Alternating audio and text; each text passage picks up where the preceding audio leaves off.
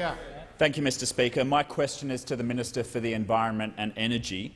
Will the minister update the House on action the government is taking to put downward pressure on power bills, and how our guarantee of affordable and reliable energy will help hard-working Australians and businesses get ahead? Is the minister aware of any alternative approaches? The Minister for the Environment and Energy. Thank you, Mr Speaker. And I thank the member for Brisbane for his question, and know that he and his constituents have been paying the high price of the Palaszczuk government's electricity tax, because it's been those government-owned generators in Queensland that have been bidding in at artificially high prices to line the coffers of the Labor government and put this hidden electricity tax on the people of Queensland, Mr Speaker.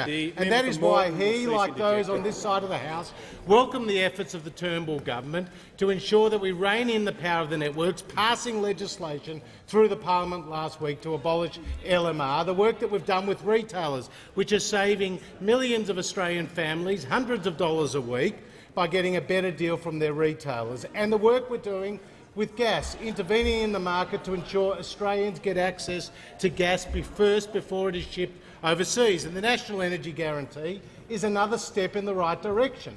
And indeed, the Grattan Institute has said it's the last piece in the jigsaw puzzle of climate and energy policy, Mr Speaker, and it's been welcomed by the biggest employers in Australia, like BlueScope and BHP, the manufacturers, the irrigators, the grocers, Mr Speaker, the energy companies themselves, the BCA, the Australian Industry Group, ACCI and the like, and COSBOA, Mr Speaker, right across the board. But I'm asked, are there been any alternative approaches?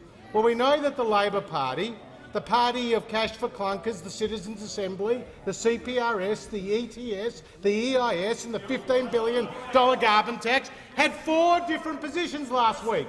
4 different positions. Because on Monday the Leader of the Opposition went out and he did a doorstop and he said, and I quote, that the clean energy target was their position.